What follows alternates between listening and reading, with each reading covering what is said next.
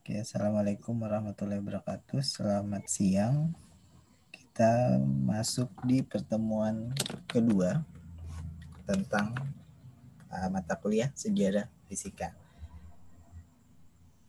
Aku akan share di bagian ini.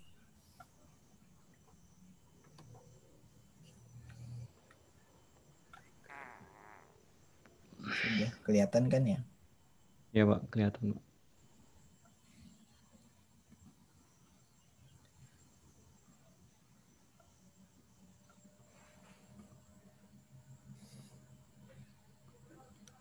Oke. Uh, Seperti yang aku tuliskan di RPS, jadi kita itu punya 3 bahasan menurutku. Yang pertama adalah radioaktivitas, dan lanjutannya nanti adalah ke energi nuklir. Yang kedua adalah bahasanya itu teori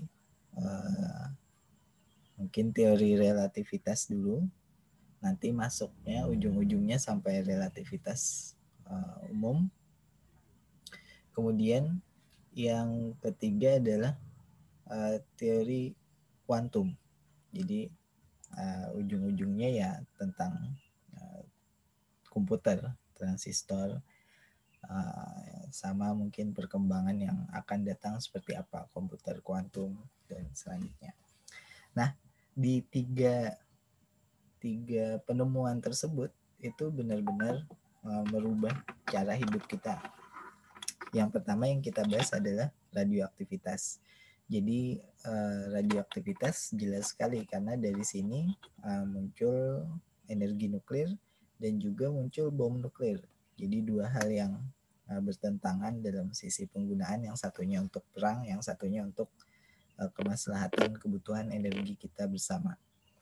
Nah, untuk penemuan radioaktivitas, buku yang aku pakai cukup bagus, tapi juga berat untuk dibaca. Kalau kalian mau baca langsung boleh, nanti ada bukunya Pak Abraham Pais, tapi memang isinya perlu dibaca pelan-pelan, ditelaah, karena bagus sekali bapaknya menceritakan dengan detail. Jadi ini aku mau sampaikan yang sempat aku sarikan dari situ. Jadi aku akan bagi menjadi mungkin 3 bahasan untuk yang radioaktivitas. Yang pertama adalah ini bagian pengantarnya. Jadi aku akan mulai dari sini. Ini bagian pengantarnya. Yang kedua nanti kita masuk ke sejarahnya. Yang ketiga kita masuk lebih detail lagi ke aspek fisikanya. Jadi mungkin ada sekitar 3 bagian untuk membahas tentang radioaktivitas. Nah, ini pengantar, jadi di bukunya Pak Abraham Pais, kalau kalian nanti buka, itu juga ada bagian ini, tapi dia tersebar. Jadi antara radioaktivitas dengan fisika kuantum itu ceritanya silih berganti. Atau antara radioaktivitas dengan penemuan partikel. Nah, kita balik ke setting tahun 1895.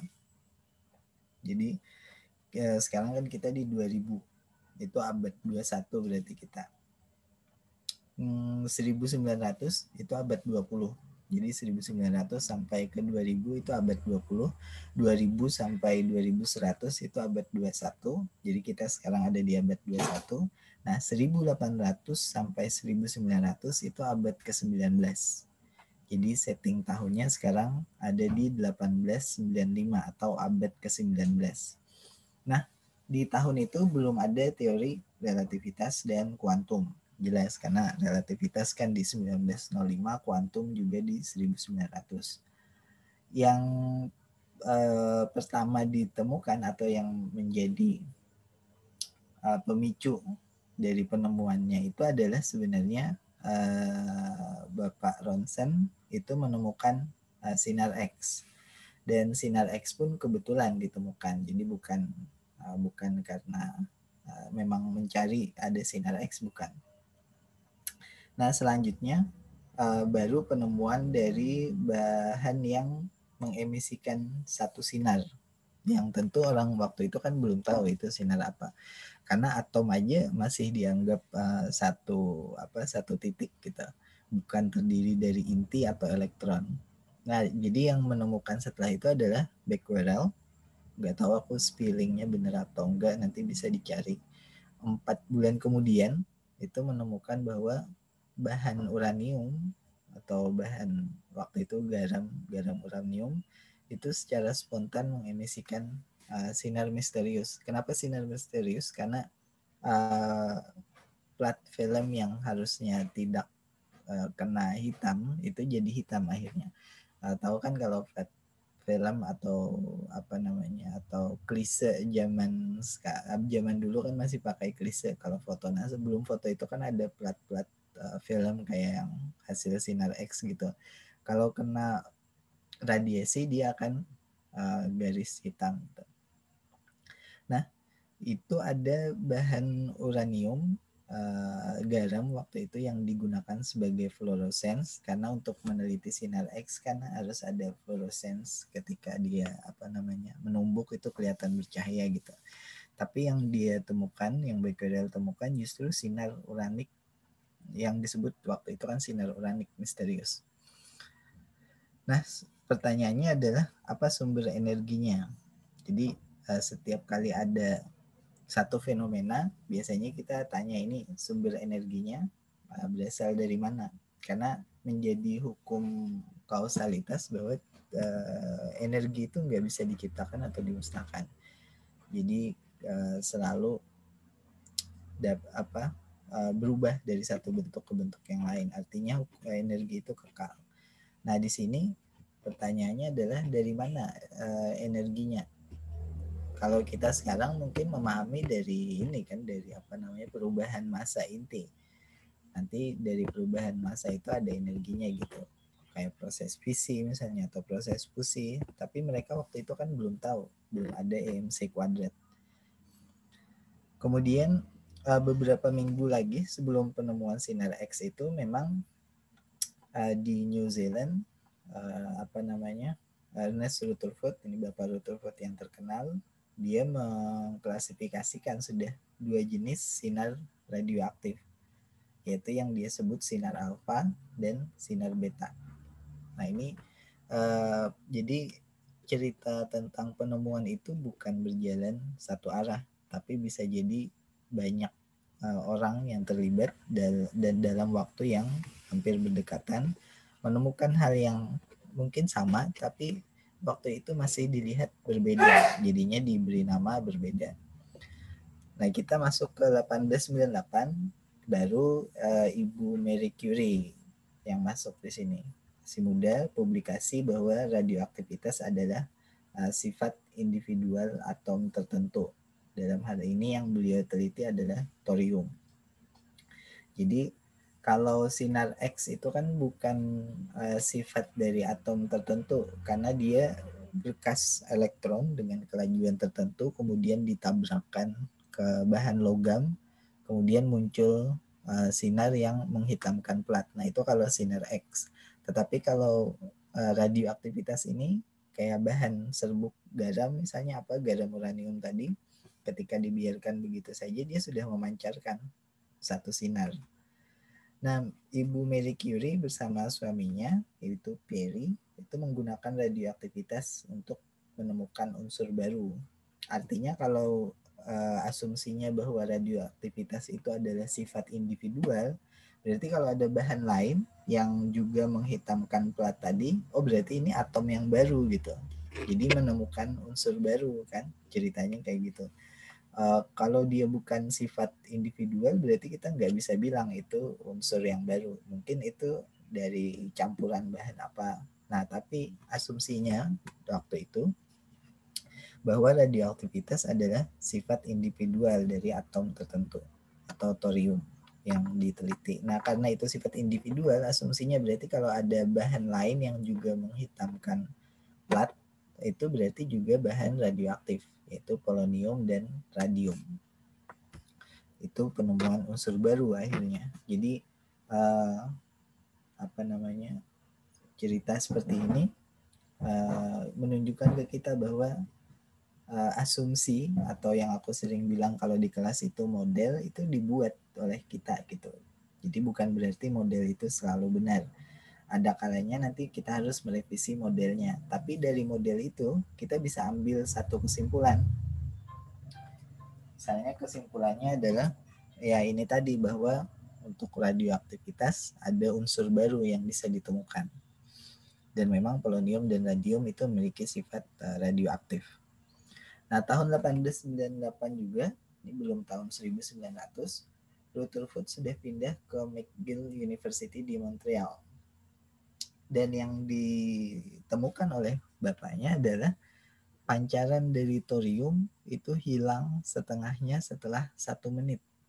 Jadi setelah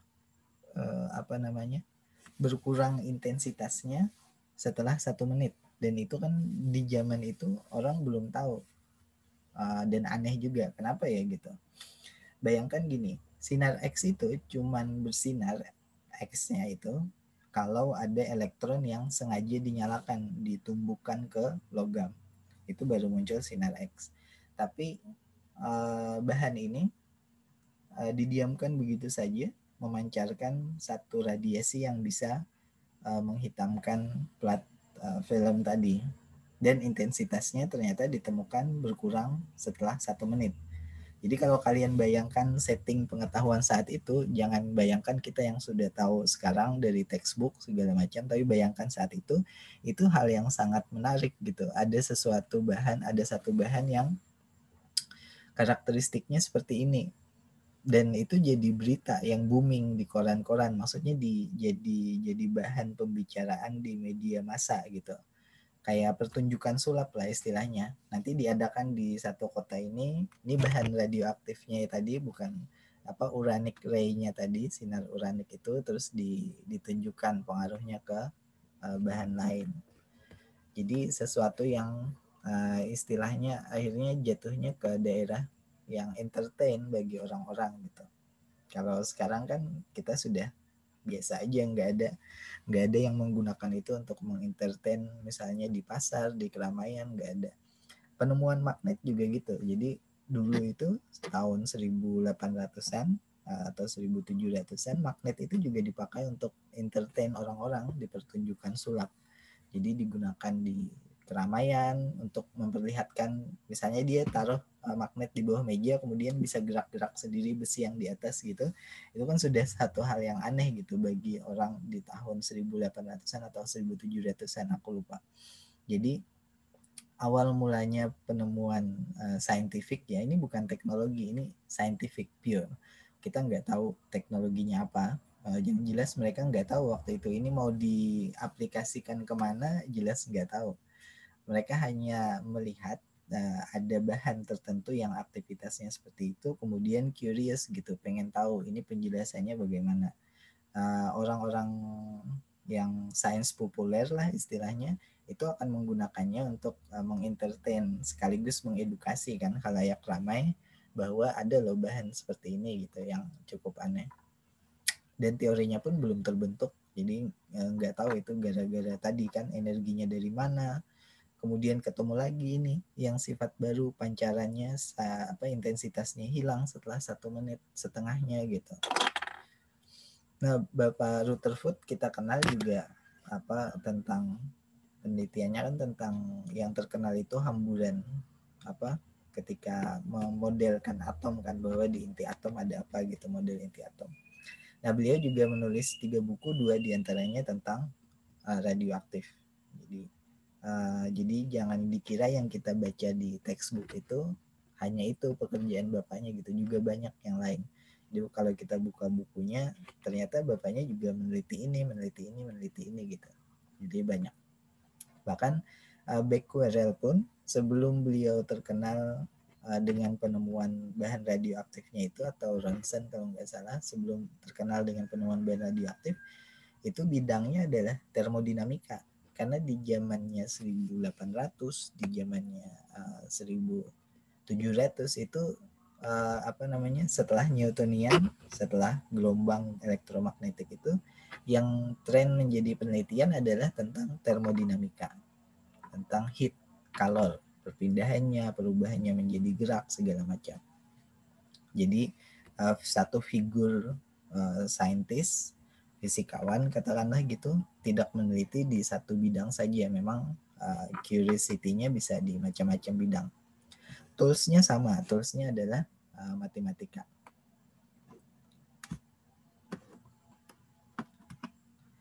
Oke, mungkin aku stop sebentar. Sampai sini ada pertanyaan atau diskusi, aku ingin komentar dari kalian.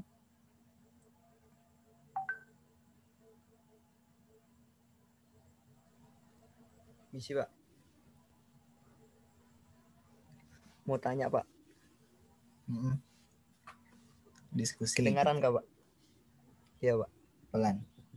Aku keraskan dikit. Monggo. Jadi di tahun itu maksud dari kan ini kan bentar banget ya, Pak. Dari 1895 ke 1898 itu penemuan-penemuan baru itu, bahkan di tahun itu langsung kayak informasinya kesebar gitu, Pak. Zaman itu kan belum ada internet. Iya, Pak. Zaman itu atau juga belum sendiri-sendiri ada gitu, TV yang digunakan untuk menyebarkan berita langsung. Rasanya ya aku lupa. Tapi yang aku baca itu berita penemuannya Sinar X itu dimuat di koran. Jadi tersebar di koran-koran, nanti antar satu negara tersebar lagi beritanya, dan juga radio rasanya waktu itu. Jadi penemuannya itu tersebar di radio, di koran. Kayak gitu. Tentang hal yang aneh, Sinar X tadi, dan juga hal yang aneh adalah radioaktif. Dan Sinar X pun aneh kan, karena dan tidak sengaja juga, karena di plat fotonya yang tergambar kan tulangnya, jadi bukan kulitnya lagi, jadi bagian tulangnya yang muncul. Itu kan sangat freaky menurut sangat cukup menyeramkan juga, tapi quirky, aneh. Jadi lumayan seru memang kalau hidup di zaman itu, karena kita belum paham kan tentang fisika. Jadi agak aneh semuanya. Jadi tersebar dengan cepat, iya, terutama kan di komunitas saintis atau ilmuwan, karena mereka punya publikasi jurnal sudah ada rasanya waktu itu. Jadi cukup ini juga. Cuman lebih lambat lah dari sekarang. Kalau sekarang kan pakai Twitter segala macam, semua udah tahu dalam instan. Ya. Oke, kalau Aris gimana komentarnya? Atau pertanyaan boleh? Atau komentar aja? Atau mengungkapkan pendapat boleh juga. Sebenarnya Pak, yang Mercury dengan Rutherford itu duluan siapa Pak? Marie Curie. Iya Pak, Mercury sama Rutherford. Mercury. Marie Curie. Marie Curie Pak. Kalau Mercury nama unsur. Iya Pak, nama unsur itu. Nama orang. Iya. Dengan Rutherford. Iya Pak. Duluan mana? Gitu kah? Halo? Iya Pak. Duluan mananya itu kita harus pisahkan dalam hal apa gitu. Karena kadangkala kejadiannya adalah seperti ini. Marie Curie menemukan sifat A dari radioaktivitas. Rutherford menemukan sifat B dari radioaktivitas gitu. Mereka sama-sama meneliti radioaktivitas, tapi kesimpulannya di aspek atau sifat yang berbeda. Jadi kalau ingin disimpulkan bahwa penemu radioaktivitas adalah orang ini, itu sebenarnya nggak bisa, karena penemuan itu dibangun oleh banyak orang. Memang yang pertama kebetulan menemukan itu adalah ini bukan Marie Curie tapi Becquerel. Tapi yang terkenal karena mungkin banyak jurnal atau publikasi dia di bidang itu adalah Marie Curie kan. Jadi kalau ditanya mana yang duluan, Marie Curie apa Rutherford, mereka tidak ada yang duluan atau belakangan, karena yang ditemukan sebenarnya sifat yang berbeda dari bahan yang sama memang, radioaktivitas. Jadi Bu Marie Curie tidak menemukan bahwa ada half time tadi atau lifetime kita nyebutnya sekarang, waktu hidup atau masa hidupnya bahan radioaktivitas, tapi beliau menemukan yang ini, bahwa kesimpulannya adalah sifat individual tadi. Nah, sementara Bapak Rutherford dia menemukan hal yang lain lagi, aspek. Jadi aspek yang berbeda dari bahan yang sama gitu, bahwa hilang setelah 1 menit setengahnya. Nah, jadi sejarah yang kita baca seakan-akan itu memberikan kesimpulan yang nyata kan, kesimpulan yang pasti gitu. Orang ini menemukan ini tahun ini. Nah, kenyataannya nggak ada seperti itu. Semuanya fuzzy, semuanya abu-abu. Karena di saat yang sama bisa jadi 2 orang atau lebih itu sedang meneliti bahan yang sama. Yang satu kebetulan publikasi cepat misalnya jurnal, kemudian terkenal, bisa juga. Yang satu mungkin aspeknya agak biasa aja, nggak aneh, jadi nggak terkenal misalnya, bisa juga kayak gitu. Jadi kita kalau belajar sejarah berarti kayak menerima bahwa memang tidak ada figur yang paling penting. Semua orang di penemuan ini penting gitu. Ada tahapan-tahapannya di mana mereka berkontribusi bagian kecil dari dari fenomena tersebut. Dan bayangkan aja yang dikontribusikan oleh Bapak Rutherford ini, misalnya lifetime tadi, itu kita pelajari di textbook mungkin hanya 1 paragraf dan 1 persamaan. Padahal bapaknya butuh mungkin 1 tahun untuk membayangkan ini penjelasannya apa ya, ini penjelasannya apa gitu. Jadi yang dibutuhkan orang zaman itu mungkin 1 tahun, 2 tahun untuk memikirkan 1 persamaan. Kita itu kan cuman baca di textbook 1 paragraf paling 1 menit, jadi nggak nyantol banget. Tapi bagi yang mengikutinya waktu itu nyantol banget gitu. Jadi yang kita pelajari di textbook sesungguhnya adalah sejarah penemuan selama beratus-ratus abad itu kan. Jadi nggak mudah, memang tidak mudah untuk mempelajari satu konsep, karena satu konsep saja kadang ditemukan orang, dirumuskan itu butuh 1 tahun, mungkin 2 tahun kayak gitu. Oke, ada komentar lagi atau pertanyaan sebelum lanjut?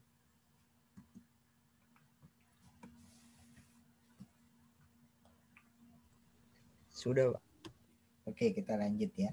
Nah, kemudian beranjak ke 1900, ini aku tuliskan judulnya Akhir Fisika Klasik, tapi sebenarnya kurang tepat juga, karena yang namanya batasan fisika klasik atau fisika modern itu kan nggak terlalu jelas. Kita pun sekarang masih di modern, terus nanti modern apa gitu, modern banget atau apa, nggak juga kan. Nah, pertama ada orang lain yang menemukan, ini Villard di Paris, itu menemukan radiasi yang lebih kuat, sinar gamma. Jadi antara alfa, beta, gamma yang sengaja diberi nama kan berurutan tadi. Kalau kalian lihat gambarnya, yang dimaksud lebih kuat itu adalah energinya lebih tinggi dan tidak tidak berinteraksi dengan bahan biasa. Jadi karena energinya tinggi, dia baru berhenti setelah ada di lapisan yang lebih padat. Jadi lead timbal ya. Ini susunan atomnya itu lebih padat daripada steel. Makanya ketika sinar gamma masuk, paper jelas renggang kan, karena dia serat organik.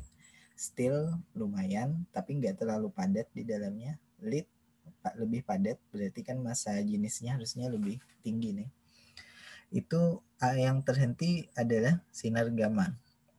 Jadi diberi nama saja waktu itu sinar gamma, walaupun mereka masih belum tahu ini apa sih yang menyebabkan energinya bisa berpindah dari satu titik ke titik lain gitu. Beta bisa tembus sampai steel, alpha cukup kertas sudah nggak bisa tembus.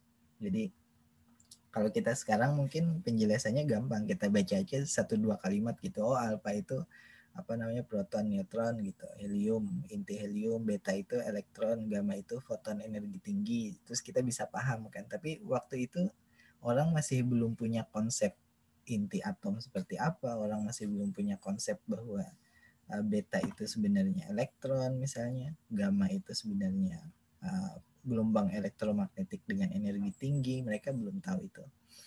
Nah, jadi radiasi yang lebih kuat waktu itu ditemukan adalah radiasi sinar gamma.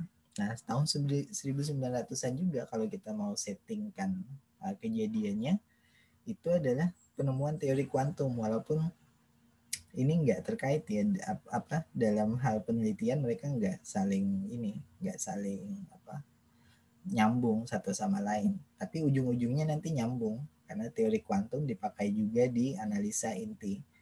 Kemudian Einstein tahun 1917 tentang kausalitas. Kausalitas ini kaitannya gini.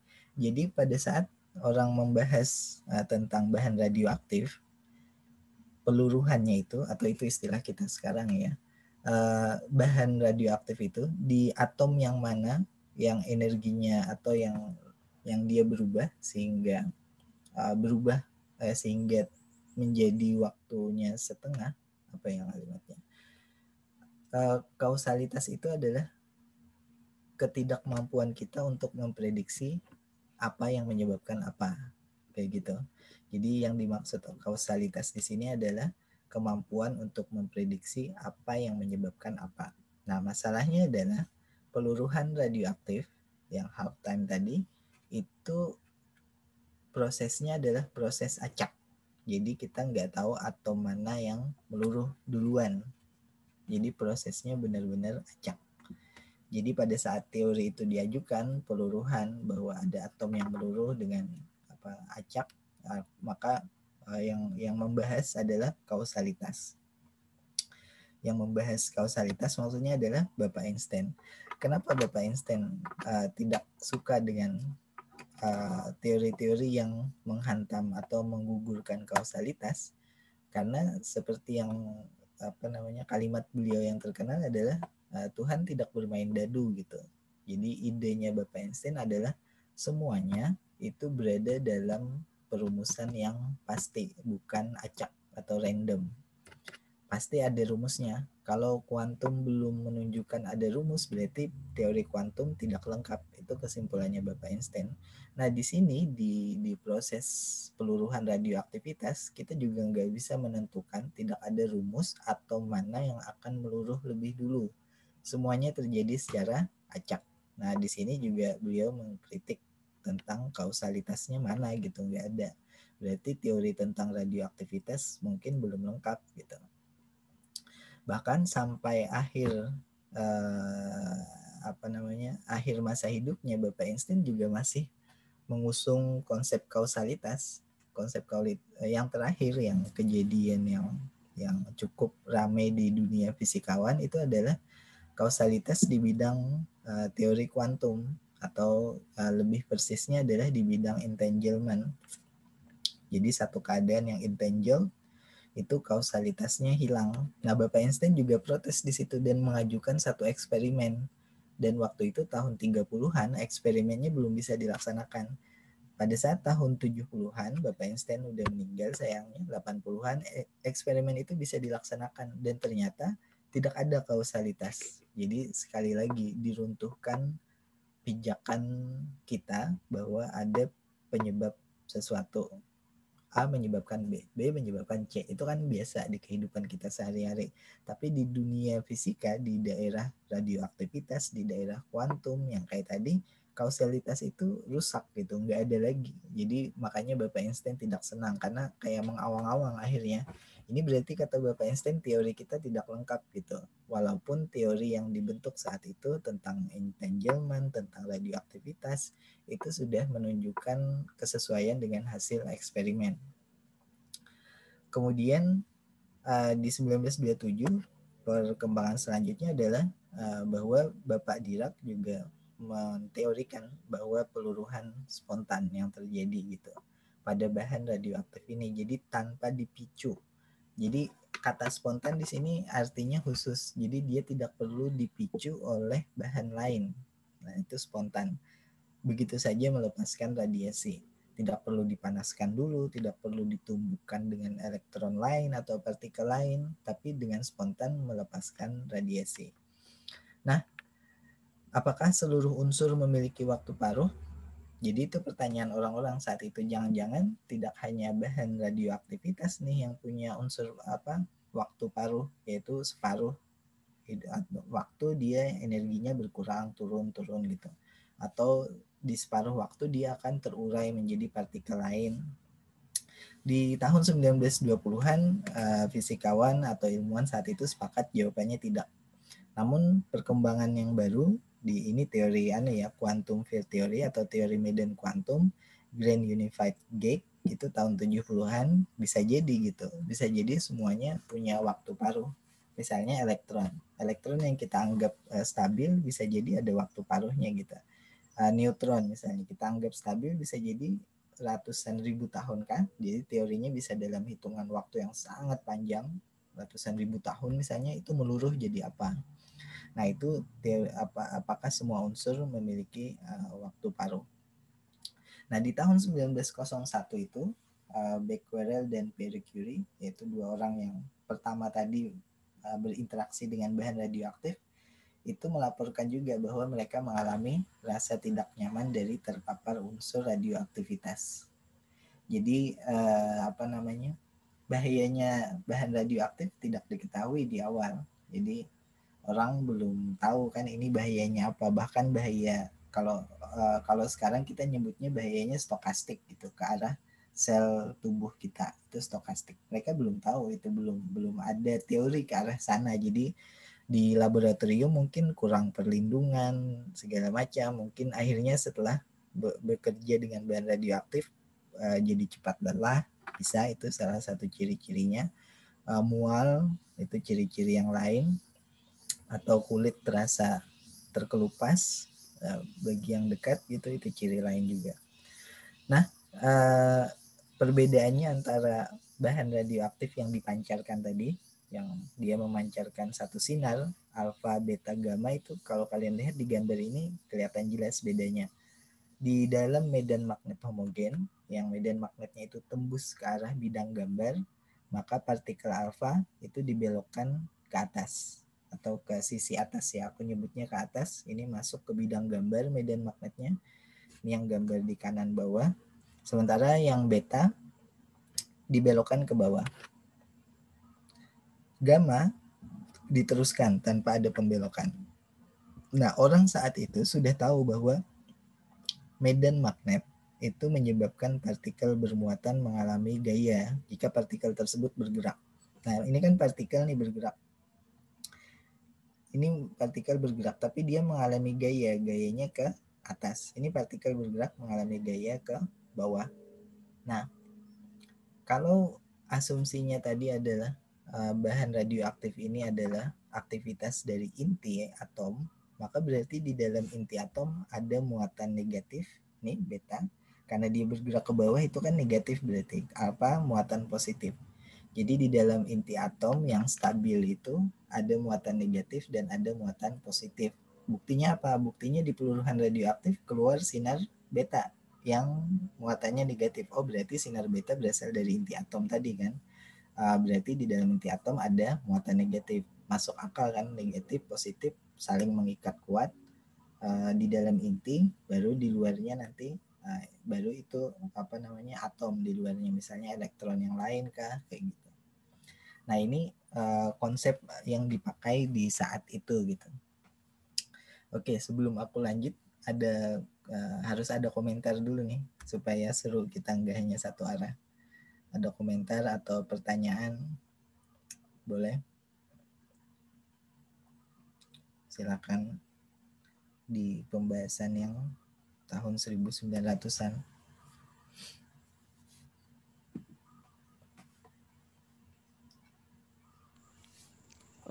Saya Pak, Monggo. Nggak ada yang lain lagi, jadi kita pasti dua orang ini suruh ngomong terus. Monggo. ini yang kausalitas ini tuh saya masih bingung Pak, apa sih Ya. yang disepakati dan tidak disepakati itu Pak, Ya. teori-teorinya Pak, yaitu. Oke, itu dulu ya, nanti kita jawab. Aku ambil minum dulu.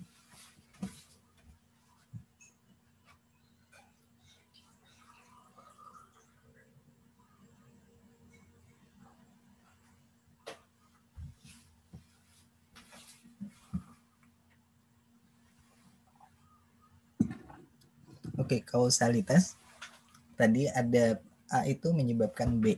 B nanti menyebabkan C gitu. Jadi kita merasa nyaman kan di situ. Matahari misalnya menyebabkan panas gitu. Terus nanti panas menyebabkan air laut menguap, muncul awan gitu. Awan terkondensasi, akhirnya menyebabkan hujan. Nah, itu kan kita rasa aman kan karena kita mengetahui penyebab segala sesuatu. Nah, kausalitas di dalam radioaktivitas adalah mereka tidak bisa mengetahui apa yang menyebabkan atom tertentu lebih dulu meluruh dibandingkan atom yang lain. Jadi tidak ada rumus kalau atomnya di dekat si A yang sedang meluruh, dia akan ikut meluruh juga. Enggak, benar-benar acak. Jadi kalau kita susun atom bahan radioaktif itu kayak di dalam kotak, yang di dalam kotaknya itu ada misalnya 9 tempat, 1, 2, 3, 4, 5, 6, 7, 8, 9. Tidak ada rumus yang lebih dekat akan cepat meluruh dengan yang sebelumnya. Pokoknya acak gitu. Ini. Nah, itu kan di dalam dalam fisika itu termasuk hal yang tidak disenangi sebenarnya. Karena kita di fisika itu selalu mencari pola. Jadi tujuan kita menjadi orang fisika itu sebenarnya mencari pola dari segala sesuatu. Polanya itu bisa visual, polanya bisa verbal, tapi lebih bagus kalau polanya itu bisa kita turunkan dalam persamaan matematika supaya bisa dikomunikasikan dengan jelas. Nah, pola itu hilang di sini. Jadi bahan radioaktivitas ada yang meluruh duluan bagian atas, nanti bagian bawah, nanti tengah. Jadi nggak ada penyebab apa yang bisa diambil di sini. Nah, itu yang tidak disukai oleh Bapak Einstein atau tidak disepakati oleh Bapak Einstein. Oh, berarti teori radioaktivitas masih belum komplit karena kita nggak mengetahui penyebabnya apa gitu. Tapi kenyataannya sampai sekarang tidak ada teori yang merumuskan mana yang lebih dulu atomnya yang akan meluruh. Tidak ada. Jadi ternyata sifat itu, acak itu memang sifat dari bahan radioaktivitas gitu. Nah, itu yang tidak disepakati oleh Bapak Einstein, tapi yang disepakati oleh beberapa atau banyak ilmuwan lain. Jadi sebagian besar fisikawan itu menyenangi kondisi yang stabil. Artinya rumusnya sudah ada, diketahui tanpa ada acak segala macam. Tapi ada juga sebagian kecil ini fisikawan yang senangnya mungkin memang alam semesta seperti itu perilakunya gitu. Jadi ada faktor acak di sana. Ada juga. Jadi tapi sebagian kecil biasanya. Dan itu tergambar dalam berbagai konsep, entah itu di radioaktivitas seperti ini, entah itu di kuantum, nanti tentang interpretasi fungsi gelombang segala macam, itu terbagi dua kelompok atau dua partai gitu. Dan itu hal yang biasa ya di komunitas fisikawan itu. Hal yang biasa kalau kita berbeda seperti itu, dan hal yang biasa pula kalau kita saling mendebat dengan sangat keras satu sama lain. Tapi di luar bidang fisika ya kita enjoy aja, maksudnya nggak sampai dibawa ke perasaan. Mungkin memang ada beberapa, tapi kita biasanya enjoy aja. Itu hanya konsep fisika, yang satu lebih mendukung teori A, yang satu lebih mendukung teori B gitu. Oke, itu Aris. Sekarang Hisam, komentar atau pertanyaan gimana?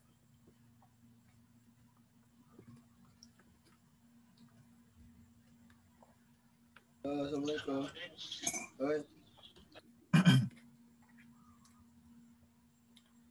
Halo.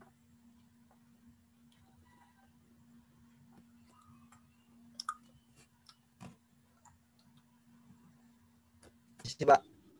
Ya, Pak. Iya. Ada komentar apa atau pertanyaan? Boleh komentar, boleh lebih bagus lagi malah. Kamu ingin bilang apa tentang ini? Ya, saya mau tanya yang itu, Pak. Yang distribusi itu, Pak. Medan magnetnya bukan apa itu? Yang tentang alfa, beta dan gamma. Itu dalam ya, gambar itu kan tadi saya kurang paham, masih yang apa unsur positif negatif, kenapa kok dia bisa turun gitu, bisa ada yang bisa naik gitu, Pak. Ke bawah kan. Tapi kita memandang ini dari atas loh ya.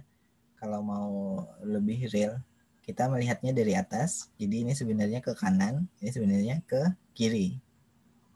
Kayak gitu ya. Ini ke kanan, ini ke kiri, karena kita melihat dari atas misalnya. Kalau mau lihat dari samping pun boleh juga sih, karena ini masanya kecil aja. Ini ke bawah, ini ke atas. Kalau mau lihat dari samping. Nah, anggaplah kita melihat ini dari samping kan misalnya.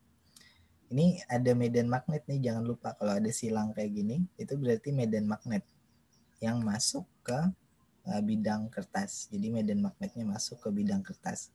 Nah, jangan lupa dengan gaya Lorentz atau gaya magnetik. Kalau gaya magnetik itu kan hanya berlaku untuk muatan yang sedang bergerak. Jadi kalian bisa bayangkan pemikiran orang saat itu. Dia bisa belok cuman kalau ada gaya. Itu satu kan, itu udah dipahami dari hukum Newton. Kalau tidak ada gaya, satu benda akan meneruskan geraknya lurus saja. Nah, berarti yang belok-belok ini itu mengalami gaya, baik satu gaya ke bawah maupun gaya ke atas. Sementara yang lurus ini dia tidak mengalami gaya. Itu pikiran orang saat itu. Nah, yang mengalami gaya ke atas dan ke bawah pastinya berbeda arah gayanya kan. Yang satu mendorong ke atas, yang satu mendorong ke bawah. Nah, dari gaya magnet, dari hukum gaya Lorentz itu orang sudah tahu bahwa kalau yang dia ke atas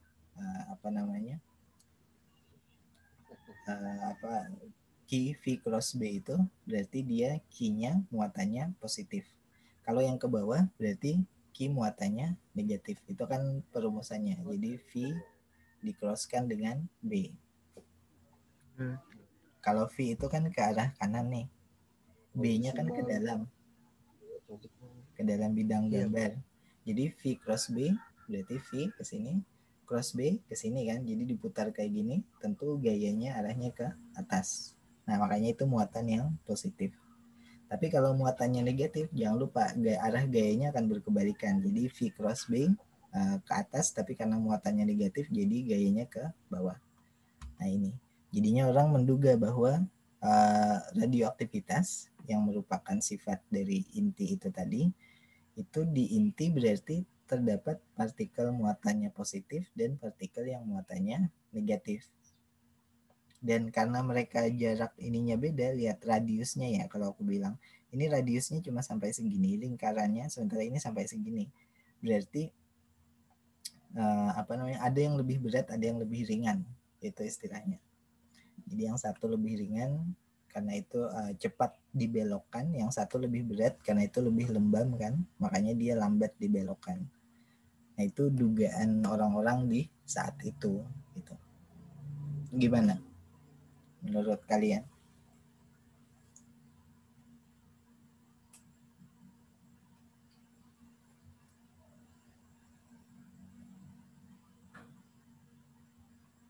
Dan ini perumusan waktu kita belajar mungkin pertama kali ketemu elektrodinamika palingnya. Electrodynamics ketemu yang kayak gini gitu. Listrik magnet mungkin di mata kuliah kita. Jadi Pak, orang dulu itu sudah kayak klasifikasikan gitu kan, ini unsur ini juga pakai teknik kayak begini Pak. Iya, jadi teknik seperti ini dikembangkan waktu itu. Ini istilahnya spektroskopi inti. Jadi spektroskopi inti atau bahan yang diradiasikan kemudian dilewatkan ke medan magnet, itu spektroskopi. Itu berkembang di tahun ini. Jadi akibat adanya penemuan radioaktivitas ini berkembangnya spektroskopi tadi. Kita nyebutnya spektroskopi karena dia bisa memisahkan ini antara partikel yang berbeda muatannya dan masanya berbeda. Sama aja kan kayak spektroskopi gelombang elektromagnetik, yang cahaya dari matahari, cahaya dari bintang itu memisahkan panjang gelombang ini jatuh di sisi kertas yang ini, panjang gelombang ini jatuh di sisi kertas yang ini gitu. Nah, itu spektroskopi yang cahaya. Kalau ini spektroskopi yang inti. Kapan spektroskopi cahaya ditemukan? Spektroskopi cahaya sudah ditemukan di tahun 1700 sampai 1800-an. Jadi lebih dulu sebenarnya. Jadi cahaya lebih dulu dipahami dibandingkan radioaktivitas atau partikel di inti. Ini baru aja partikel di inti kan 1900-an baru berkembang spektroskopi inti atau menguraikan pancaran dari inti tadi di dalam medan magnet dia ke arah mana aja dan sejauh apa atau radiusnya sebesar apa gitu. Itu spektroskopi inti. Lagi ada komentar dari yang lain? Dari Aris? Belum, Pak. Oke. Jadi kita lanjutkan ya ke ini. Nah, ini lebih masuk ke konsepnya. Jadi mulai dari 1900 tadi, 1901, kemudian 1906, bahan atau pancaran radioaktivitas itu terutama yang beta yang menyebabkan yang keluar dari bahan radioaktivitas tadi itu dipelajari serapannya, artinya reaksinya dengan bahan tertentu. Kalau plat tadi kan hitam di bagian sini gitu. Kemudian dilewatkan di medan magnet, dilihat apakah dia jatuh di satu titik aja atau dia jatuh di beberapa titik gitu. Nah, kalau dia jatuh di satu titik aja itu monokromatik namanya. Tapi kalau dia jatuh lebih dari di satu titik berarti bukan monokromatik. Nah, yang dilihat juga intensitasnya apakah menurun terhadap jarak. Jadi disimpulkan waktu itu di tahun 1906 bahwa radiasi radioaktif ini dari beta yang dinamakan beta itu monokromatik, artinya dia hanya jatuh di satu titik. Kemudian intensitasnya juga menurun terhadap jarak secara eksponensial, artinya eksponensial minus kan dia karena menurun terhadap jarak, dan sumbernya berasal dari lebih dari satu unsur yang aktif. Artinya ada reaksi nih antara atom A, B sehingga yang satu menjadi meluruh gitu, kayak gitu. Nah, tapi kesimpulan itu tidak bertahan lama gitu. 1909 dari eksperimen juga yang dilakukan oleh orang-orang waktu itu ternyata serapannya secara eksponensial keliru gitu. Metode eksperimen baru yang tadi kita lihat itu yaitu membelokkan dengan medan magnetik kemudian mengukur spektrumnya secara fotografis. Ternyata ditemukan bukan satu garis monokromatik tapi garis-garis yang lain juga ada gitu. Jadi energi yang dikandung oleh radioaktivitas beta bukan satu karena dia tidak jatuh di satu titik tapi di beberapa titik karena itu energinya pun ada beberapa. Nah, beberapa grup riset terus mempelajari. Jadi akhirnya orang-orang juga ikut karena ini topik yang hot kan waktu itu masih awal-awal penemuan. Jadi fondasi spektroskopi inti seperti yang aku bilang tadi ada di tahun-tahun 1900-an awal ini. Nah, kalau yang sebelumnya teknik untuk untuk menghitung dia monokromatik atau bukan, dia intensitas berapa itu pakai plat fotografi yang kelihatan hitam misalnya kalau ditumbukin. Nah, ini sekarang teknik yang lain adalah dideteksinya pakai counter. Jadi kalau counter itu kan kayak kalau kita bayangin sekarang mungkin kayak Geiger counter ya. Jadi ada partikel yang masuk, nanti dia sinyalnya on.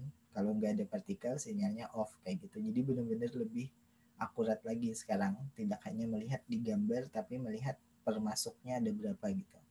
Nah, kesimpulannya adalah spektrumnya bukan garis diskrit malah, tapi spektrumnya kontinu. Artinya spektrum kontinu apa? Kalau tadinya muncul garis-garis seperti ini, setelah diteliti dengan lebih detail melalui counter tadi, ternyata garis-garisnya saking rapatnya dia membentuk pita yang kontinu gitu, bukan apalagi bukan garis-garis diskrit. Kalau garis diskrit kan berarti energinya segini, 10, nanti 12, nanti 13 kayak gitu. Tapi kalau continuum nanti 10, berapa, 11, berapa, 12, berapa kayak gitu, itu continuum. Nah, ini pertanyaan yang ilmiah yang aku juga belum paham maksudnya apa. Apakah spektrum kontinu itu primer artinya benar-benar dari unsur bahan radioaktifnya, atau sekunder akibat faktor kedua, misalnya akibat ada hamburan gitu. Kemudian tahun 1927 eksperimen kalorimetrik ini aku belum cek lagi eksperimennya seperti apa, itu menunjukkan ternyata bahwa spektrum primernya kontinu, artinya memang benar-benar dari bahan radioaktif tadi dan dia kontinu gitu, bukan dalam dalam diskrit. Nah, yang kita bisa pelajari dari sini apa, bahwa penemuan itu sebelum masuk ke textbook, bahkan setelah masuk textbook pun, sebelum masuk textbook itu masih berubah-ubah terus, jadi nggak fix. Kalau kita sekarang kan kayak nganggapnya semua yang ada di textbook itu fix gitu, padahal nggak mesti juga, terutama di bagian yang fisika modern, fisika kuantum, itu masih banyak kemungkinan untuk berubah karena masih ada perkembangan baru. Kayak ini tadi, kalau jadi kalau bahan radioaktivitas ini teorinya pasti belum masuk ke buku pelajaran fisika saat itu. Jadi tahun 1906 di perkuliahan tentang natural science waktu itu, mungkin itu nggak akan masuk textbook tentang radioaktivitas karena masih berkembang juga ilmunya. Jadi Bapak Rutherford yang nulis itu dikabarkan beliau enggan sebenarnya menulis untuk buku tentang radioaktivitas karena menurut beliau teorinya masih belum lengkap, jadi belum layak untuk masuk ke perkuliahan. Nah, ini yang terjadi sampai sekarang juga. Kalau kalian tanya perkembangan fisika sekarang mana, jauh banget dari yang kita pelajari di textbook itu, karena di textbook itu adalah ilmunya aku bilang baru sampai tahun 1935-an mungkin. Jadi yang kita pelajari di textbook itu adalah ilmu-ilmu yang baru sampai tahun 1935 atau 50, sampai segitu sebenarnya. Nah, dari 1950 sampai ke 2000, sekarang malah 2020, itu banyak sekali perkembangan baru yang kita memang belum mampu untuk memasukkannya ke mata kuliah kita. Selain karena kalau kalian pengen lulus tidak kerja di bidang fisika, misalnya kerja di bidang lain itu nggak akan diperlukan. Tapi kalau kalian lulus mau kerja di bidang fisika, teori apalagi, itu diperlukan gitu. Jadi cukup sulit untuk memasukkannya dalam mata kuliah. Nah, ini sama radioaktivitas di tahun itu menurut Bapak Rutherford masih belum cukup layak untuk dimasukkan ke mata kuliah karena masih terus-menerus berubah. Contohnya tadi yang monokromatik jadi non monokromatik, yang garis diskrit akhirnya jadi continue gitu. Apakah itu primer sekunder juga masih diperdebatkan kan. Dari eksperimen terakhir ternyata itu adalah spektrum primer yang continue gitu. Mungkin sampai sini kita kasih komentar lagi dari kalian atau kasih pertanyaan boleh.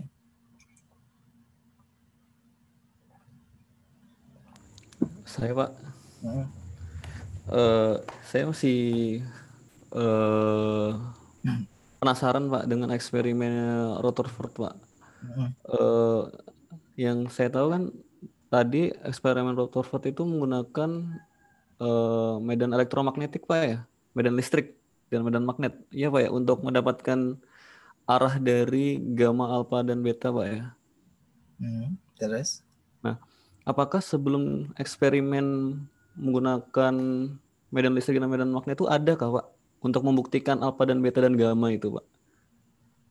Apakah sebelum eksperimen menggunakan medan magnet dan listrik itu Pak? Oh, apakah ada alfa, beta, dan gamma? Iya. Eksperimen yang membedakan alfa, beta, dan gamma. Selain menggunakan medan itu magnet. Pak. Iya Pak, magnet dan listrik itu. Oh iya, oke. Aku ingin mengomentari dua hal. Yang pertama, aku tidak bisa memastikan ini Bapak Rutherford yang eksperimen seperti ini atau orang lain gitu. Atau habis itu Bapak Rutherford juga mengembangkan eksperimen yang lebih rinci misalnya, bisa jadi. Itu perlu browsing lagi di internet untuk mengambil kesimpulan itu. Jadi tadi aku nggak menyebutkan sini Bapak Rutherford atau bukan yang seperti ini, karena bisa jadi beberapa orang melakukan eksperimen yang sama kayak tadi. Nah, kemudian yang kedua adalah aku menduga bahwa yang dilakukan pertama kali adalah yang gambar di atas ini pastinya. Jadi melihat energinya yang mana yang paling kuat, alfa, beta, atau gamma, tanpa menggunakan ini hamburan. Kan yang pertama dilihat adalah sebenarnya dia menghitamkan plat fotografi atau bukan gitu. Dari Becquerel kan itu dia menyimpan di dalam amplop di sinar tidak kena sinar matahari, tapi ternyata platnya dia tetap menghitam karena berada di dekat bahan radioaktif. Nah, biasanya yang dilakukan orang adalah memberi kayak kita aja sih, penasaran, kayak anak kecil mungkin penasaran kan, dikasih lapisan lagi, mana yang tembus terus gitu. Akhirnya kayak gitu aja. Baru ada menggunakan medan magnet misalnya kayak gitu.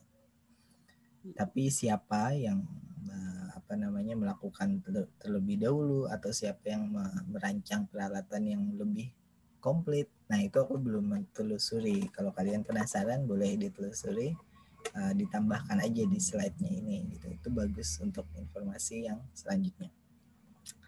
Nah itu untuk Aris. Kalau Hisam apa nih komentarnya?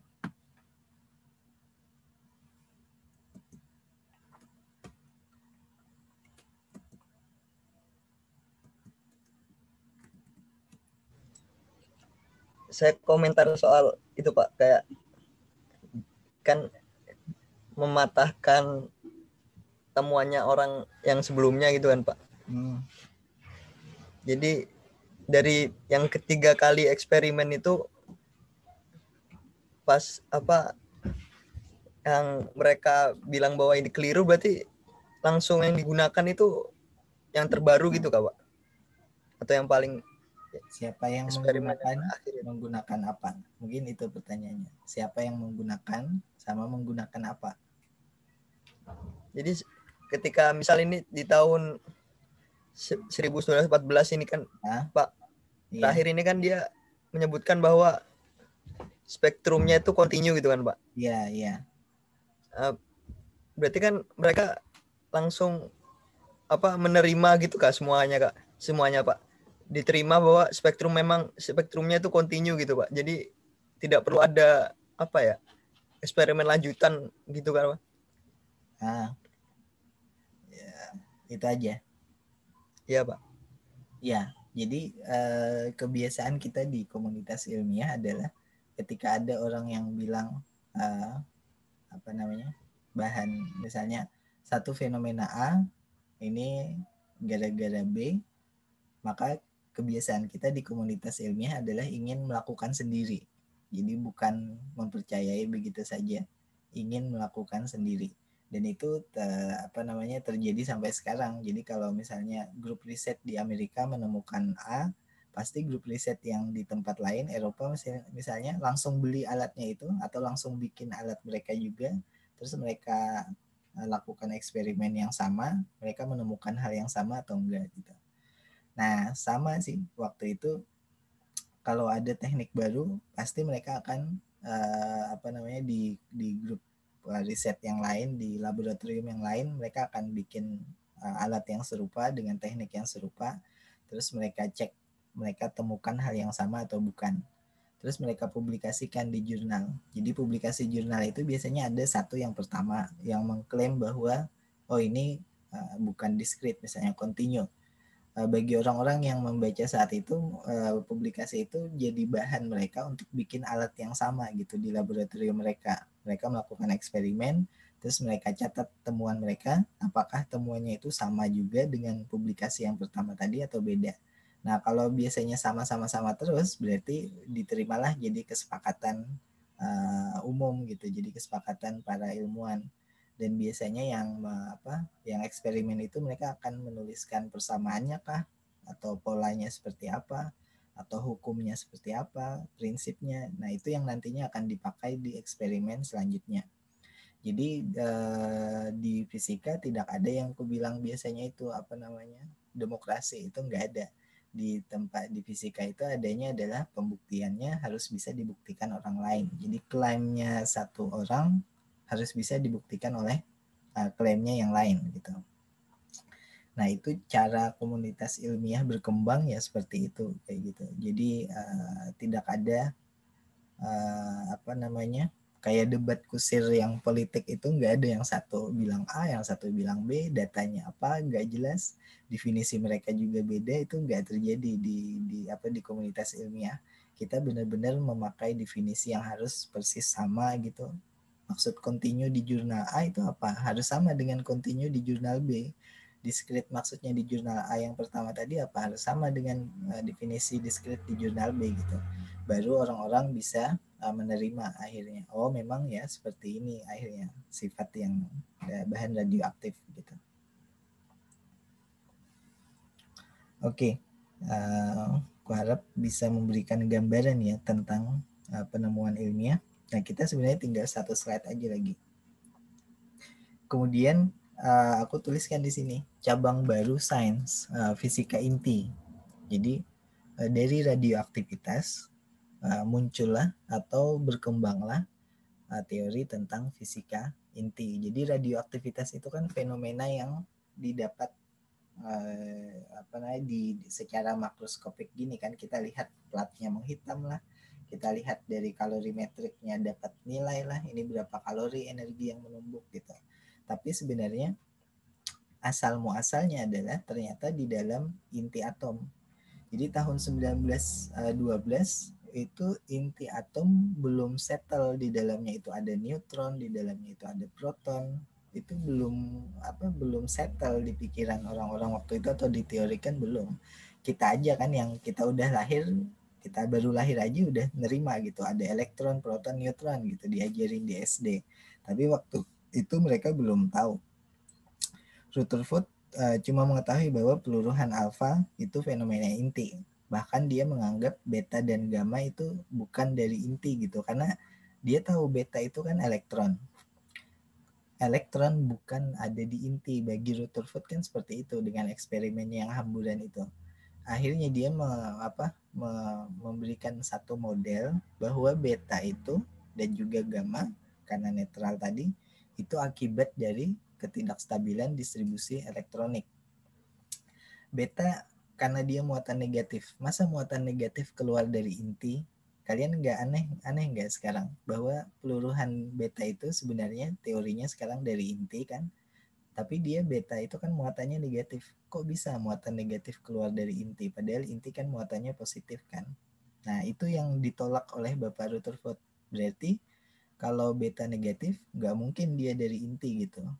Mungkin modelnya kayak kata Pak Rutherford, mungkin kayak gitu kan, dari distribusi elektronik, elektron di luar inti tadi. Gamma juga. Gamma itu kan foton. Dia tidak dibelokkan oleh medan magnet tadi kan.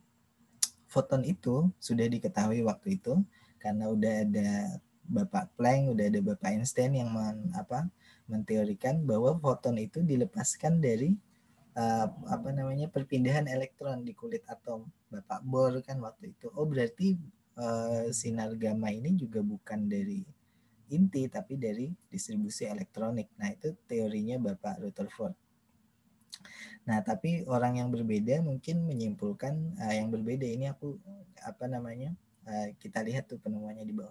Menyimpulkan peluruhan beta dan gamma juga berasal dari inti. Dan beliau juga menemukan konsep isotop, yaitu nomor atom dan nomor atau jumlah muatan inti itu adalah dua parameter yang berbeda. Jadi dulu itu rupanya dianggap sama antara muatan inti dengan massa atom. Jadi kalau sekarang kan massa atom dengan nomor atom itu kan beda. Yang satu menentukan massa, yang satu menentukan muatan atau jumlah elektron nanti. Nah, waktu itu masih dianggap sama rupanya, baru setelah melihat hasil-hasil eksperimen ini baru Bohr mengajukan model bahwa ternyata ada kemungkinan bahwa inti atom itu berbeda penyusunnya antara yang nomor atom dengan muatannya. Kemudian di tahun 1919 Rutherford menemukan bahwa teori hamburan alfa, dia kan orang yang menghamburkan alfa ke atom tadi kan dengan eksperimennya untuk mengetahui inti, itu pada inti lemah. Nah, ini aku masih belum paham inti lemah apa, tidak berlaku. Mungkin inti lemah itu inti yang jumlah nomor atomnya sedikit. Jadi teori hamburan alfa yang bisa menumbuk inti tadi itu tidak berlaku pada inti lemah, pada atom dengan nomor atom yang kecil. Bahwa di dalam inti ternyata ada gaya yang jauh lebih kuat sehingga itu menyebabkan si hamburan alfa ini tidak bisa menguraikan intinya tadi. Inti diteorikan oleh Bapak Rutherford akhirnya menerima inti itu adalah proton plus elektron. Karena beta tadi akhirnya menurut Bapak Bor kan keluar dari inti gitu. Nah, ini berlaku sampai tahun 1930-an coba. 1930-an itu kan saat teori kuantum sudah lengkap sebenarnya. Jadi teori kuantum itu bermula di 1900, kemudian formulasinya 1920 oleh Bapak Heisenberg dan Schrödinger. 1930 itu lumayan komplit. 30 ke atas itu teori kuantum untuk relativistik atau Bapak Dirac nanti mengembangkan. Jadi di 1930 atau di antara 1900 dan 1930 itu perkembangannya sangat pesat. Jadi dan banyak fisikawan bilang sulit kita menandingi perkembangan di tahun-tahun tersebut, yaitu tahun antara 1900-an awal itu.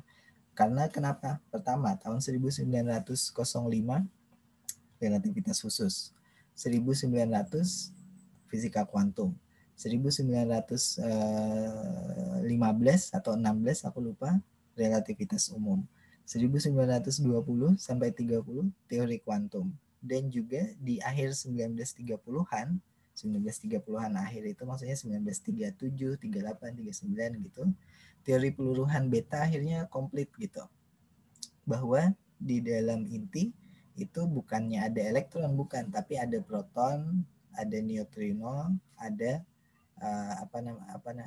reaksi. Jadi neutrino waktu itu malah belum ditemukan secara eksperimen, baru teori saja. Jadi di tahun 1930-an akhir baru orang-orang mulai agak punya gambaran yang komplit gitu, di dalam inti atom itu ada apa saja. Bukannya ada elektron, enggak ada, tapi cuma proton, neutron yang nanti bereaksi atau berinteraksi gitu menjadi neutrino lah yang dilepaskan elektron atau positif elektron. Nah, cuman ini baru teori neutrino. Eksperimennya belum membuktikan bahwa neutrino ada gitu. Karena kenapa? Karena neutrino itu adalah partikel yang jarang sekali berinteraksi dengan materi. Jadi logikanya begini, tiap saat dari matahari itu kan proses fusi kan, proses reaksi inti kan, menggabungkan dua inti hidrogen menjadi helium gitu. Nah, itu salah satu partikel yang dilepaskan bukan hanya radiasi gamma yang cahayanya ini, tapi juga partikel neutrino. Dan partikel neutrino itu sangat banyak dilepaskan ke segala arah, termasuk ke bumi. Dan saat ini misalnya aku ingat banget itu logikanya adalah ini, kalau kita bikin kayak gini, ini matahari di atas kan, ini matahari menumbuk tangan kita gini, ini partikel neutrino yang menembus kuku kita ini udah ratusan ribu jumlahnya. Jadi dalam sesaat gini udah ratusan ribu.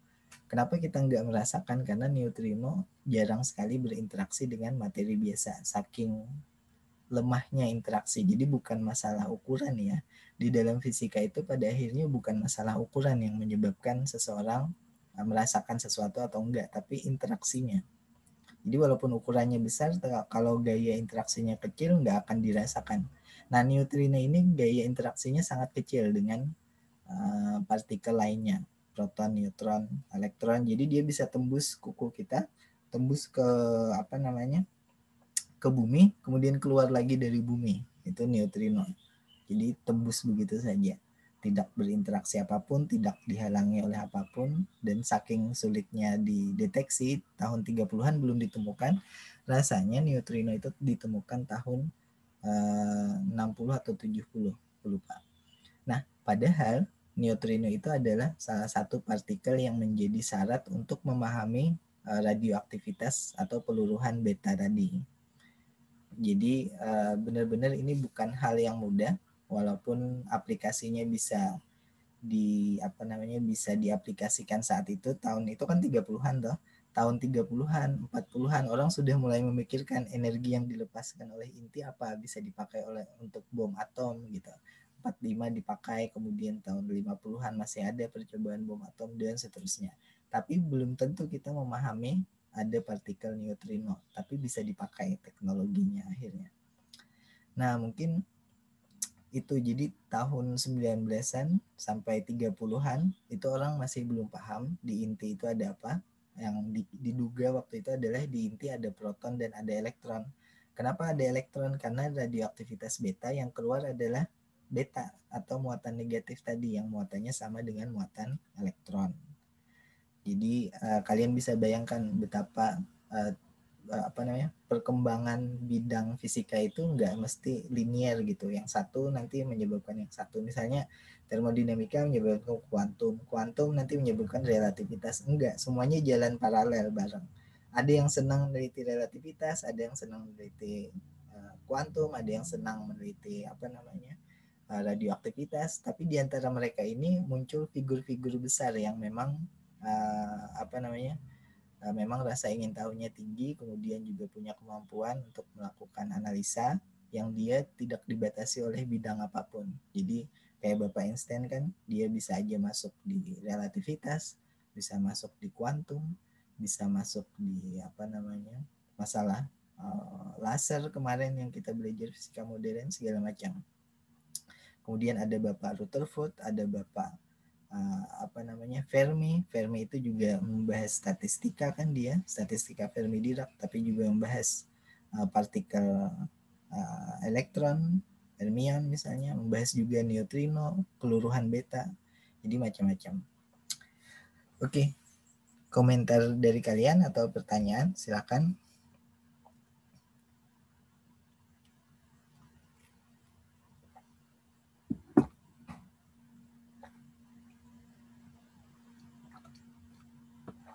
Monggo. Ada komentar atau pertanyaan boleh?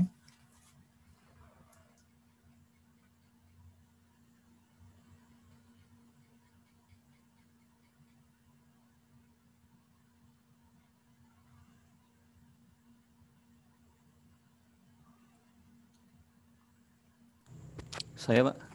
Ya, silakan. Apakah dari tahun 1912 sampai 1930 itu sudah diketahui nggak Pak aktivitas dari radioaktifnya ini Pak? Maksudnya aktivitas? Seperti kayak inti yang tidak stabil gitu nah Pak. Oh iya, karena ada half time tadi kan, tidak stabil. Iya Pak. Iya, jadi sudah dicoba terus di laboratorium. Nanti masanya berkurang untuk unsur yang ini nambah gitu. Berarti ketahuan kan bahwa unsur ini berubah menjadi unsur ini gitu ternyata. Jadi di tahun 1912 hingga 1930 itu sudah diketahui Pak ya? Betul. Itu ada Berarti pengembangan isotop kan gitu. iya Pak. Berarti waktu paruh itu sudah mendekati, udah hampir bisa mendapatkan perumusannya Pak ya? Waktu paruhnya. Kalau Untuk detailnya rumusnya aku belum menelusuri apakah waktu itu memang sudah dirumuskan waktu paruh dengan rumus yang sama seperti kita pelajari di textbook ya. Itu jadi bahasan sendiri sebenarnya kalau ingin menelusuri. Jadi aku nggak bisa jawab sudah atau belum sih, tapi yang aku baca di bukunya Pak Abraham Pais sudah ada konsep itu gitu. Nah, menariknya adalah pertanyaan-pertanyaan ini kan aku nggak bisa jawab karena kalau mau jawab harus baca jurnalnya langsung kan. Menariknya adalah jurnal-jurnal yang terkait historis seperti ini itu sebenarnya diposting dengan gratis di internet. Jadi kita bisa kalau punya waktu atau tertarik berminat kita bisa menelusuri awalnya rumusnya ketemu ini, ternyata dirubah menjadi ini kayak gitu. Itu jadi bahasan menarik juga tapi mungkin terlalu detail kalau kita di sini. kalau sempat nanti ada bagian-bagian seperti itu mungkin kita munculkan aja. Oh, lagian ini kan baru pengantar. Jadi memang di bukunya Pak Abraham Pais yang aku ikuti itu kita ada 3 bagian seperti yang aku bilang. Ada pengantar ini, kemudian ada sejarahnya. Jadi pengantar ini kan aku singkat-singkat aja tuh sampai 1930 udah langsung. Nah ini lebih detail lagi nanti sama ada bagian fisikanya. Nah mungkin di bagian fisika nanti bisa lebih jelas penemuannya ini apa kayak gitu. Rumus peluruhan kayak tadi gitu.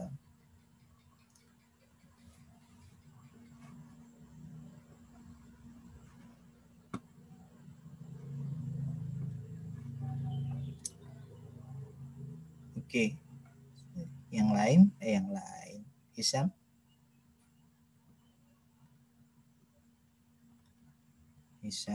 Hisam komentar atau jawab pertanyaan atau Sudah, Pak.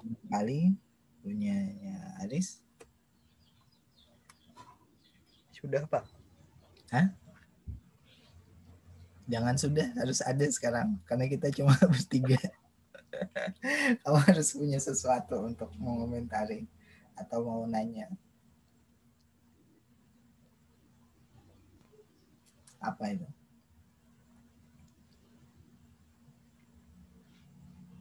Kalian satu lokasi apa enggak sih? Beda, Pak. Beda, Pak. Kan di mana? Kalau saya masih di kilo 8, Pak. Di rumah ya? Iya, Pak. Kalau Hisam? Saya di kos, Pak. Di kilo? Di kos. Kos di mana? Sepinggan, Pak. Oh, kamu kos di Sepinggan ya? Kos teman, Pak. Oh, aslimu di mana rumahnya? Gunung Tembak, Pak. Gunung Tembak. Lagi ke tempat teman. Ya, Pak. Iya. Nah, apa komentarnya?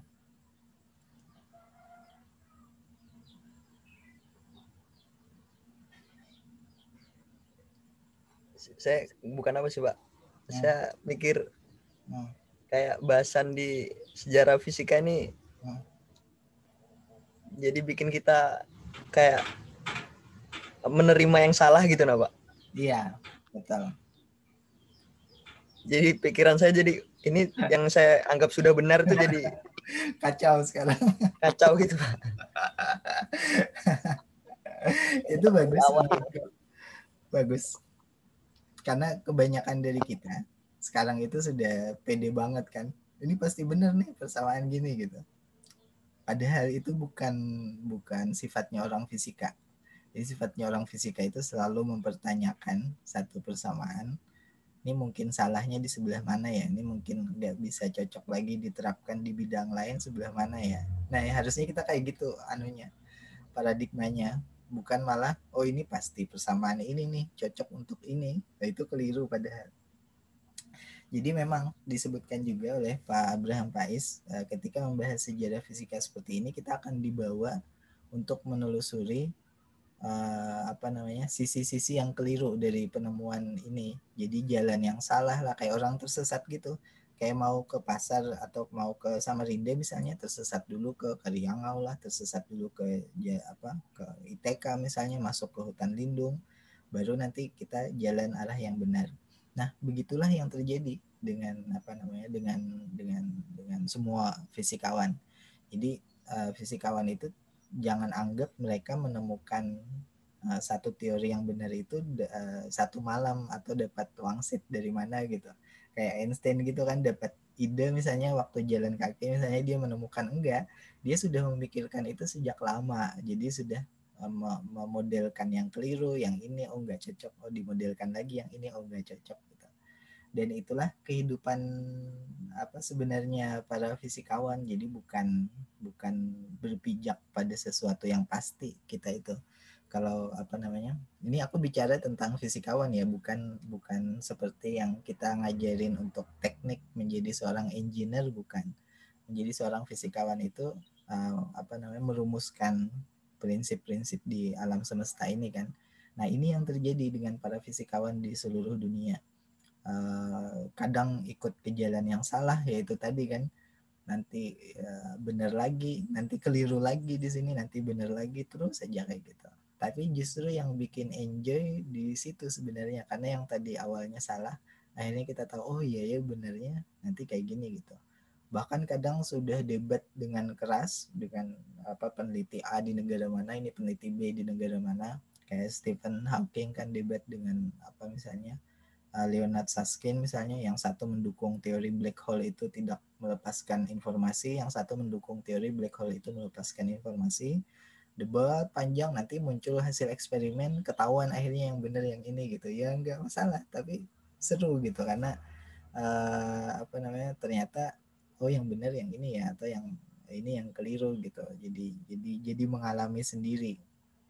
Istilahnya kayak apa ya, kayak orang bermain mungkin di taman bermain. Tahu kan di taman bermain, permainan yang menarik itu adalah yang roller coaster itu, naik turun gitu kan, muter gini kayak gitu. Nggak ada permainannya datar lurus gini aja, nggak, itu pasti nggak seru kayak gitu. Jadi kita memang butuh yang roller coaster kayak gitu, kayak gitu, nggak karu-karuan kan, tapi pada akhirnya experience-nya, pengalamannya justru ini. Nah, jadi kalau kalian merasa sekarang hafalan atau ingatan kalian jadi rusak,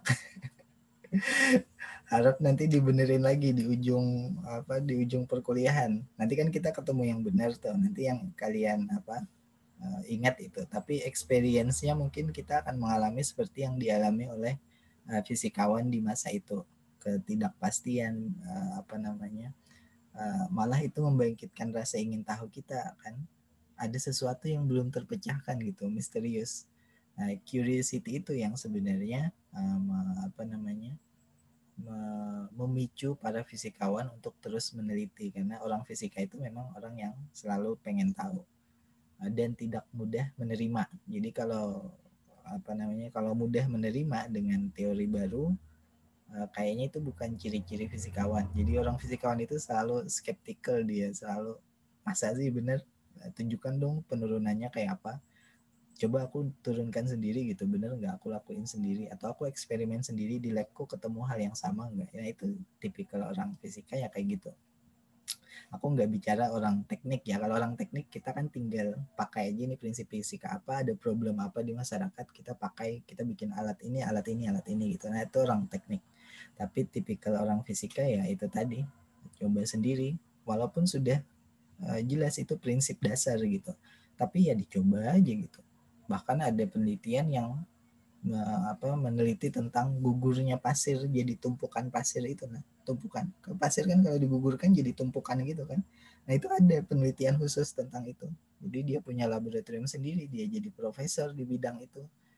Ya hal-hal sederhana yang enggak ada aplikasi teknologi kan kita kira sekarang, tapi nanti kapan-kapan ada teknologinya kayak gitu sih.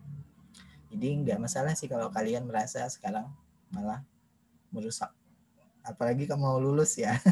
Hati-hati sama kamu nanti kalau pas ujian akhir terus kamu lupa lagi tentang yang valid yang mana, nanti dikejar sama dosennya. Ternyata yang kamu ingat adalah yang sejarah fisika yang keliru-keliru kan. Lucu juga loh. Pas ujian kan kompre gitu. Nanti kita lihat kalau kompre kayak apa. Kamu ingat yang mana? Ya, Pak. Berarti Aris juga skripsi semester ini? Iya Pak, masih nyusun proposal Pak. Kamu bidang apa? Instrumen Pak. Oh, instrumen. Ya. Oke, mungkin itu ya. Jadi aku akan selalu kayak gini karena kita cuman bertiga dan aku nggak senang kalau nggak ada feedback atau respon, kayak ngobrol, kayak kita ngobrol. Mungkin kalau kalau COVID sudah reda, mungkin kita cocoknya di kafe aja ngobrol-ngobrol kayak gini gitu, yang cukup tenang, terus kita bisa diskusi santai. Karena pada cowok semua kan nggak masalah, jadi enak dibandingkan kita harus di dalam kelas, kayaknya nggak seru. Jadi aku butuh timbal balik langsung dari kalian, diskusi nyantai. Oke, mungkin itu aja ya. Jadi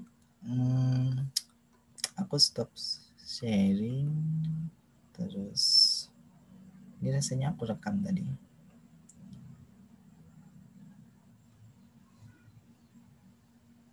Apa aku lupa rekam ya?